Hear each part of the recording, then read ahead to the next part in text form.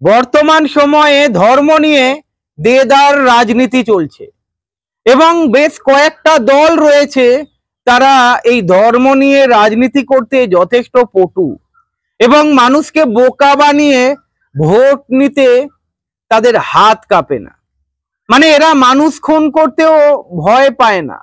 মানে একটা ধর্মের সঙ্গে আর একটা ধর্মের বিবাদ লাগিয়ে দাও, হিন্দুদের এক জায়গায় আনো, মুসলমানদের এক জায়গায় আনো, মানে দুটো ধর্মকে আলাদা করে আমাদের বাংলাকেই হয়তো টুকরো টুকরো করতে চাইছে, আমাদের ভারতকেই হয়তো টুকরো টুকরো করতে চাইছে। জাতির নামে, ধর্মের নামে যে ধরনের রাজনীতি চলছে, নোংরা রাজনীতি, যদি বন্ধ না হয় তাহলে অদূর ভবিষ্যতে আমরাই ক্ষতির মুখে পড়ব। আজকের শোনাবো শতরূপ ঘোষের একটা বক্তব্য শোনাবো। আপনাদের মধ্যে অনেকেই হয়তো শুনেছেন, এবিপি আনন্দের পর্দায় উনি বেশ কয়েক মাস আগে চমৎকার বক্তব্য রেখেছিলেন। আমার মনে হয় সময় এসেছে এই বক্তব্যটা আর একবার আপনাদের সামনে তুলে ধর। আপনাদের অনেকের মনে থাকবে, আনন্দবাজার পত্রিকায় বিখ্যাত সাহিত্যিক সঞ্জীব চট্টোপাধ্যায়কে একটা ইন্টারভিউ নিয়েছিলেন, প্রকাশিত হয়েছিল জ্যোতি বসু, তখন জ্যোতি বসু মুখ্যমন্ত্রী। জ্যোতি বসু কথা প্রসঙ্গে ওনাকে বলেছিলেন যে আমরা যখন সরকারে আসছি তার আগে এরকম প্রচার হচ্ছিল আমাদের বিরুদ্ধে, যারা কমিউনিস্ট, এরা নাস্তিক, এরা ক্ষমতায় আসলে বাংলা থেকে লক্ষ্মী পুজো উঠে যাবে। আমি কথাটা এই কারণে বলছি, এই যে আমাদেরকে নিয়ে একটা প্রচার করার চেষ্টা হয়েছিল বা হয়ে চলেছে, এখনো আছে, যে বামপন্থী হওয়া মানে, বামপন্থীদের হাতে ক্ষমতা যাওয়া মানে বাধ্যতামূলক নাস্তিকতা মানুষের ওপর চাপিয়ে দেওয়া। বাস্তবটা কি, ঘটনাটা কি? 34 বছর আমরা সরকার চালিয়েছি। আমরা জানতাম যে একটা ভারতের সংবিধান অনুযায়ী যে সরকারে আসবে তার কাজ হচ্ছে সবার জন্য পড়াশোনা করার ব্যবস্থা করা, সবার জন্য স্বাস্থ্যের ব্যবস্থা করা, সবার জন্য চাকরি বাকরির ব্যবস্থা করা এবং সমস্ত মানুষ যাতে নিজের ইচ্ছে মতো নিজের ধর্ম পালন করতে পারেন সেটাকেও নিশ্চিত করা। যেটাকে সুমনদা বললেন নেতাজির কথা বলতে গিয়ে, নেতাজির স্বধর্ম পালনে কোনো দ্বিধা ছিল না। দ্বিধা থাকবে কেন একজন মানুষের স্বধর্ম পালনে?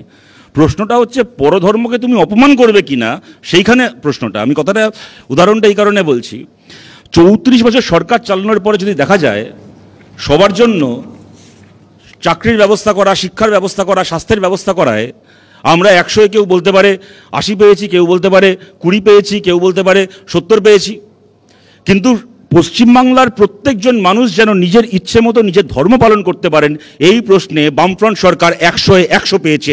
একটা লোক, আমাদের একজন বিরোধী আমাদের 1 নম্বর কাটতে পারবে না। তথাগতবাবু রাহুলবাবু ওনারা রয়েছেন এখানে, ওনারা তো শুভেন্দু অধিকারীর মতো তৎকাল বিজেপি নন, সেই সময় ওনারা বিজেপি করেছেন।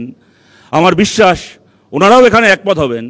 যখন বিজেপি, বামফ্রন্ট সরকারের সময় যখন বিজেপিকে নেতৃত্ব দিয়েছেন, কোনোদিন আমাদের বিরুদ্ধে আর 5টা ব্যাপারে সমালোচনা করেছেন, তার 5টা ঠিক হতে পারে, ভুল হতে পারে, কিন্তু বামফ্রন্ট সরকারের সময় যেরকম আসানসোলের ইমাম সাহেবের মতো কোনো ইমামের ছেলেকে দাঙ্গায় খুন হতে হয়নি, তেমন বামফ্রন্ট সরকারের সময় সরস্বতী ঠাকুরকে বডিগার্ড নিয়ে আসতে হচ্ছে পুজো হবে বলে, এই দৃশ্যও বাংলাকে কোনোদিন দেখতে হয়নি। আমরা নিশ্চিত করেছিলাম প্রত্যেকজন মানুষ যেন স্বধর্ম, যেরকমভাবে নেতাজির কোনো দ্বিধা ছিল না, বাংলার একজন মানুষেরও যেন স্বধর্ম পালন করার প্রশ্নে কোনো দ্বিধা, কোনো ভীতি না থাকে, এটাকে আমরা নিশ্চিত করেছিলাম।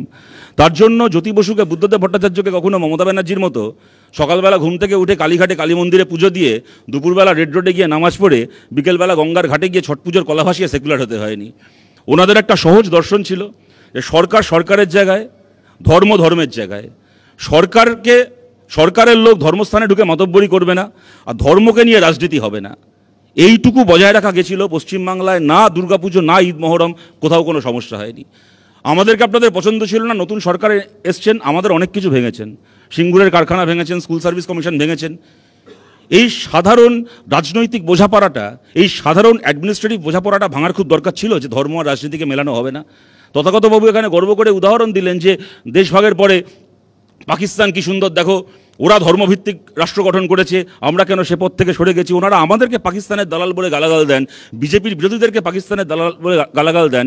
ভারতের মাটিতে যদি পাকিস্তানের সত্যি কোনো দালাল থেকে থাকে তা হচ্ছে বিজেপি আরএসএস, যারা কথায় কথায় আমাদেরকে পাকিস্তান দেখিয়ে বলে ওই দেখো পাকিস্তান ওরকম হয়েছে, আমাদেরকেও ভারত থাকলে হবে না, ভারতকেও পাকিস্তান হয়ে উঠতে হবে। আমাদের রাজ্যে আপনারা জানেন একটা সময় ঈদের নামাজ পড়া হতো, ঈদের দিন যে নামাজ কলকাতা শহর বা তার আশপাশের অঞ্চলের মানুষেরা নামাজ পড়তেন শহীদ মিনার ময়দানে। সেই সময় পরপর কয়েক বছর, বামফ্রন্ট সরকার তখন, সেই সময় পরপর কয়েক বছর বর্ষাকালে ঈদ হচ্ছে, তো শহীদ মিনার ময়দানে জল কাদা, সেখানে অসুবিধা হচ্ছে নামাজ পড়তে। জ্যোতি বসু আর্মির সঙ্গে কথা বলে রেড রোডে নামাজ পড়ার ব্যবস্থা করলেন, তবে থেকে রেড রোডে ঈদের দিন সকালবেলা নামাজ পড়া শুরু হলো। কিন্তু কোনোদিন আপনারা কল্পনা করতে পারতেন যে জ্যোতিবাবু তা বলে ঈদের নামাজ পড়ার মঞ্চে দাঁড়িয়ে একটা ধর্মীয় মঞ্চকে হাতে মাইক নিয়ে বিরোধীদেরকে গালাগাল দিয়ে নিজের পার্টির ভোট প্রচার করার কাছে ব্যবহার করবেন? আপনারা কোনোদিন কেউ কল্পনা করতে পারেন? মমতা বন্দ্যোপাধ্যায় ওনারা দাবি করেন উনি নাকি দুর্গাপুজোকে ইউনেস্কোর খাতায় তুলে দিয়েছেন। সে তুলে দেওয়ার কি নমুনা? 5 দিন দুর্গাপুজো হয়, প্রথমে বাঙালি লাইন দিয়ে প্যান্ডেলে প্যান্ডেলে ঠাকুর দেখতে যায়, তারপরে বিসর্জন কার্নিভাল হয়। ওখানে মমতা বন্দ্যোপাধ্যায় প্যান্ডেলে যান না, উনি চেয়ারের ওপর বসে থাকেন, ওনার সামনে লাইন দিয়ে একটার পর একটা দুর্গা ঠাকুর প্যারেড করতে করতে বেরিয়ে যায়, উনি চেয়ারে বসে পায়ের ওপর পা তুলে দুর্গা ঠাকুরকে স্যালুট করেন। এই কোত্থেকে শুরু হলো? ইউনেস্কোর খাতায় দুর্গাপুজো উৎসব, তার মানে উৎসব মানে শুধুমাত্র একটা উৎসব নয়, আর্টের একটা, কালচারের একটা এক্সট্রাভ্যাগেন্স প্রতিষ্ঠিত হওয়া। আপনারা জানেন তপতি গুহ ঠাকুরতার তার একটা রিসার্চ, সেই রিসার্চকে পরবর্তীকালে ইউনেস্কো তার ভিত্তিতে স্বীকৃতি দেয় যে দুর্গাপুজো হচ্ছে ওয়ার্ল্ড হেরিটেজে অন্তর্গত হবে, কেননা এখানে আর্ট অ্যান্ড কালচার শুধুমাত্র কোনো ধর্মীয় অনুষ্ঠানে আর সীমাবদ্ধ নেই, আর্ট এবং কালচারের একটা মাইল ফলক হয়ে গেছে পশ্চিমবাংলার দুর্গাপুজো। তপতি গুহ ঠাকুরতা যার রিসার্চটাকে কেন্দ্র করে মমতা বন্দ্যোপাধ্যায় এমনকি দুর্গাপুজোটাকেও নিজের অনুপ্রেরণায় চালিয়ে দিচ্ছেন। এই রিসার্চের সময়কাল কী ছিল পশ্চিমবাংলায়? 2002 থেকে 2012 সাল। বামফ্রন্ট সরকারের সময় সংগৃহীত ডেটার ভিত্তিতে তপতি গুহ ঠাকুরতার এই রিসার্চ, এই পেপার, যা কিনা ইউনেস্কো পরবর্তীকালে অ্যাডাপ্ট করেছে। তার মানে এই নয় যে বামফ্রন্ট সরকারের দয়ায় দুর্গাপুজো হয়েছিল। বামফ্রন্ট সরকারের বহু আগে থেকে দুর্গাপুজো পশ্চিমবাংলার সবচেয়ে বড় উৎসব, পশ্চিমবাংলার মানুষের সবচেয়ে বড় উৎসব, এবং দুর্গাপুজো তার সাংস্কৃতিক গরিমায় উজ্জ্বল। কোনোদিন কেউ কল্পনা করতে পারতো না বুদ্ধদেব ভট্টাচার্য একটার পর একটা পুজো উদ্বোধনের মঞ্চে যাবেন, মঞ্চে দাঁড়িয়ে ভুলভাল চণ্ডীপাঠ করবেন, চণ্ডীপাঠের লাইন ভুলে গেলে পেছনে একজন সাহিত্যিককে কি গায়ককে 2 লাইন ছেড়ে দেবেন, তারপরে দাঁড়িয়ে দুর্গাপুজোর মঞ্চে দাঁড়িয়ে ভোটের প্রচার করবেন যে দেখো আমার দল ভালো, বাকি দলগুলো খারাপ, তোমরা পরের বারও আমাকে ভোট দিও। কল্পনা করতে পারতো না কেউ এরকমভাবে।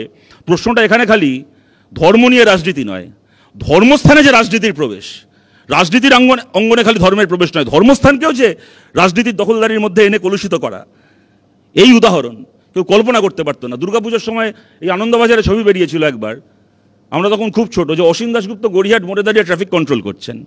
কেউ সমর্থন করেছিলেন, কেউ বিরোধিতা করেছিলেন, কিন্তু প্রশ্ন হচ্ছে একটা সরকারের এইটাই কাজ হবে যে মানুষ তার ইচ্ছে মতো স্বাধীনভাবে একটা উৎসবে অংশগ্রহণ করবেন, সরকার যাবতীয় পরিকাঠামো, যাবতীয় সাহায্য দিয়ে সেই উৎসবটাকে সামলাবে, সেই উৎসবে যাতে সব মানুষ নিরাপদে অংশগ্রহণ করতে পারেন সেটাকে গ্যারান্টি করবেন। আমার মনে হয় যারা এই ভিডিওটা দেখেছেন তাদের মধ্যে অনেকেরই চোখ খুলেছে। শতরূপ ঘোষ যে কথাগুলো বলেছেন, একটা কথার ভুল আপনারা ধরতে পারবেন। আজকের দেখুন ধর্ম নিয়ে রাজনীতি চলছে, মানুষের পেটে ভাত নেই, মানুষের দেখুন স্কুলগুলো কি অবস্থা, 8,000-এর উপরে স্কুল বন্ধ হয়ে যাচ্ছে, মদের দোকান খুলছে। আজকের দেখুন কৃষকদের অবস্থা দেখুন। আজকের দেখুন জমি মাফিয়া, মানে বড় বড় অট্টালিকা তৈরি হচ্ছে, সেখানেও দুর্নীতি, কাটমানি, মানে পশ্চিমবঙ্গ যেন কাটমানি দুর্নীতিতে ভরে গিয়েছে। আজকের জিনিসপত্রের দাম বাড়ছে, এই বিষয়ে কোনো চর্চা নেই। আজকের আমাদের বাংলাকে আরো উন্নত জায়গায় নিয়ে যেতে হবে, এই বিষয়ে কোনো চর্চা নেই। চর্চা কোথায়? কিভাবে লোটা যায়, কিভাবে মানে কি বলুন তো আর এইসব কথা। যাই হোক, শতরূপের কথাগুলো আপনারা শুনলেন, এবং শতরূপের কথাগুলো শোনার পরে নিশ্চয়ই আপনারা বুঝতে পেরেছেন। কমেন্ট করবেন, ভালো থাকবেন, আবার দেখা হবে।